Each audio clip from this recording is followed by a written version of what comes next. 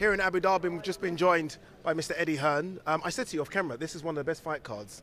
You can tell, obviously, in social media, when you put the fight cards up and you look at the response, everyone's been positive about this one. Really is good. Yeah, I think we're kind of living in an age at the moment that everyone's talking about why fights aren't happening. Yeah. You know, I woke up this morning to a tirade of Errol Spence and Terence Crawford arguing about pay-per-view splits and gates and, you know, accounting, reporting. I mean, at the end of the day, fans really don't want to hear it. I guess it's all part of, you know, the drama of boxing, but this is what we love. Great fight cards, great fights. Dmitry Bivol, 20-0, pound-for-pound star against 44-0. Zurdo Ramirez, it's Matchroom, it's Golden Boy. It's a tremendous fight card from top to bottom, and I think this is a celebration of boxing this weekend after a few tough weeks on many different levels for everybody in boxing as we try and maintain what a wonderful sport this is and keep pushing great fights globally. Yeah, Zurdo's almost that fighter where everyone thinks he could be the best light heavyweight. We just haven't seen him in against the elite, really. He gets his chance on Saturday. Tough fight for this one, for both, right? For different reasons. Yeah, I think when Zurdo was at 168, I remember, you know, we had Callum Smith there, and he was kind of regarded as the number 168 pounder at the time. He was WBO world champion. It still baffles me that he made 168 pounds. He's a monster at 175. I think before the Canelo Alvarez fight, a lot of people looked at this fight and said, this is a 50-50. But with the defeat to Canelo Alvarez, I think Bivol is a front runner for this fight. It's just a different kind of fight. You know, obviously Canelo Alvarez is a much smaller fighter. Zurdo is a huge 175. A bit more pressure now on Dmitry Bivol, you know, and people might think that's surprising when you face Canelo Alvarez, but no one gave him much of a chance outside of the industry. And now it's kind of like, okay, you beat Canelo Alvarez, you need to show the world that you are a pound-for-pound star. But Dmitry Bivol's pulse never really goes over 40. He's ice cold. Yes, he is. You know, and this is a new platform, essentially, here in Abu Dhabi. The Etihad Arena is going to be packed on Saturday night, the eyes of the world. So the pressure's on him now, because now he's the A-side fighter, he's the star. And I think there might be more levels to Dmitry Bivol. Yeah, and look, he wants Canelo again, he wants Beterbiev, he wants all the smoke, doesn't he, at 175, maybe even 168. He looks like he maybe could shrink into that division. I want to talk about female boxing. Obviously, Matchroom and DAZN have really kind of been, I think, the front runners in terms of pushing it. It's now got to a level where big female fights every single month, it feels like. We've got a big one on Saturday, all the marbles at 140 pounds. I just spoke to Chantel Cameron. She's fired up. Jessica McCaskill's fired up. Should be another good one. Yeah, I think, again, going back to the frustration from fight fans of big fights and big unifications and undisputed matchups not happening, the women are kind of making it a bit more refreshing at the moment because they've never really had the opportunities that the male fighters have. They're taking the opportunities quicker and they're chasing legacy faster. Right, which is great for boxing. I feel that in every weight division, there should be an undisputed champion. Right? We all feel like there's too many belts, there's too much uncertainty about who is the best. What we're seeing in women's boxing right now is a multitude of undisputed champions, and this is another one at 140. I really feel like Jessica McCaskill hasn't had the credit she deserves yet.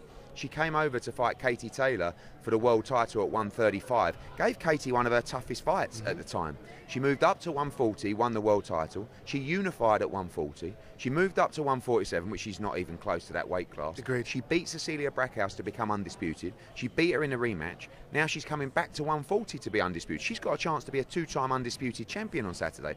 And Chantel Cameron has been long talked about as a star of women's boxing. And we really made the tournament for her to get her a chance to be undisputed so we can work towards the likes of Taylor Cameron. So the winner of that fight is really going to be one of the front runners to fight Katie Taylor at Croke Park. Of course, we've got Serrano, we've got Alicia Baumgardner here as well, but this is a pivotal moment for women's boxing. We've had Taylor Serrano, we've had Shields Marshall, we've had Baumgardner. I really think, I could say this could top Taylor Serrano because that was epic, but honestly, I can't see how it's not going to be an incredible fight, you know? And I think McCaskill will be very aggressive in this fight, and Cameron may try and box off the back foot, but I don't think that'll last long. Yeah, another fight I think is going to be explosive is Zelfa Barrett versus Rakimov. Right, vacant IBF super featherweight title. Joe Cordina's here. He'll fight the winner of that. Yeah, I think that's both signed to fight Joe Cordina.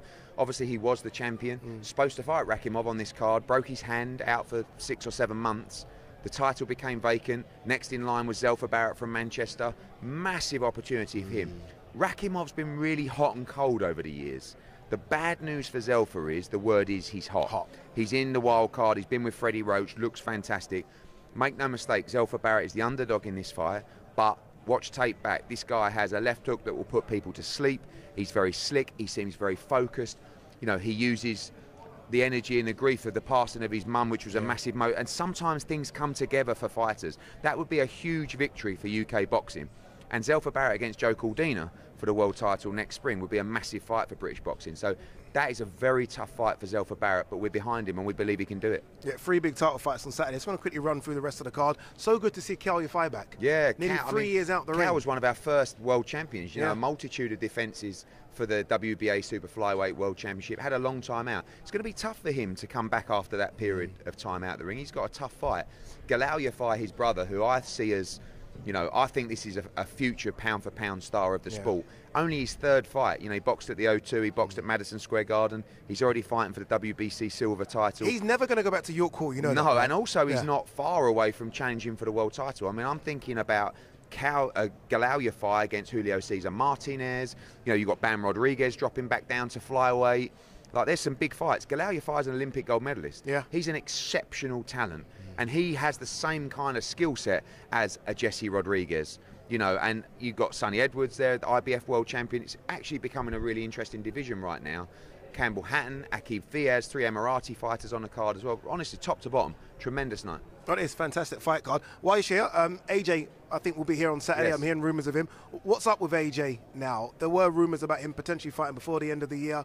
Looks like that won't happen. Now he's going to wait potentially for Dillian White, maybe. Yeah, I think, you know, firstly, obviously, we worked towards the Tyson Fury fight. When that fell through, it's a bit of a, you know, kick in the proverbials. And I think from there you start thinking about, okay, well, I'll come back early next year. Then you got Christmas, you know, so it's like, do you come back in February or do you wait till March? And it'll be one of those time periods. Dillian White on November 26th in a very tough fight against Jermaine Franklin. And, you know, that's going to be very important to the heavyweight division, because if Dillian White can come through that fight, I expect him to see him face Anthony Joshua in the rematch. Now, that could be in February or March, or that could be in the summer in a stadium. Deontay Wilder is a name as well that I think is a must for 2023. But we'll sit down with Anthony Joshua and plan his return. February, I think, is a safe assumption as to when you'll see him back. Who, you know, I keep doing all these interviews. Give us some names. Tell us, I'll run through some names and you tell them. Honestly, like, you know, with Anthony Joshua, I think I saw your interview with him the other day. Yeah. I'm going to throw some names at you. Dillian White, no problem. Yeah, yeah. Otto Wallin, no problem. Philip Hergovich, no problem. Honestly, there is no problem for him fighting anyone. Obviously, some fights are bigger than others. Wilder, Fury. Will he have one more? We'll wait and see. But the guy wants big fights. You know, he doesn't want any easy touches, and he lives for those big moments. Yeah. Canelo, I'm hearing about hand surgery. Yep. Does that mean he's out from that May date that we're so used to? I mean, I spoke to him the other day. It all went well. I think it's 2 months till he can punch again. So I see him being able to train in December. So I don't see why necessarily, you know, he should not be able to fight in May. Obviously, you just have to see how that recovery goes. But I would think he'll want to fight in Cinco de Mayo. You know, he's going to be watching this weekend. 1, hoping that Zurdo wins for Mexico, but 2, hoping that Bivol wins so he can get the chance to avenge that defeat. So I don't think there's any decision in terms of whether he'll fight on Cinco de Mayo or wait till September. But I think, you know, Bivol is the fight that he wants. It's a very tough fight, tough rematch, but he wants to avenge that defeat, and we'll see if that's the route he goes down. If Bivol can be successful this weekend. Big if, right? It's such a good fight between 2 unbeaten fighters. Finally, you keep hinting about December 17th. Big names. I see, obviously, stalk you on Instagram. What can you tell us? Is there a big fight card December 17th? Maybe. I can't really tell you a lot. I mean, always, you know, there's loads of fights that are brewing, not just in the UK, but around the world as well. So, obviously, December 17th is only 6 weeks away. But, you know, we may make a move for that date in the next few days, or may not. But, you know, follow us on social media and you'll find out, I guess. Make sure you stalk Eddie's Instagram like I do, and you will find out. Big fight card coming your way this Saturday. 3 title fights. As Eddie said, there's so many good action, so many good fighters on the undercard as well. Make sure you tune in live this Saturday on DAZN.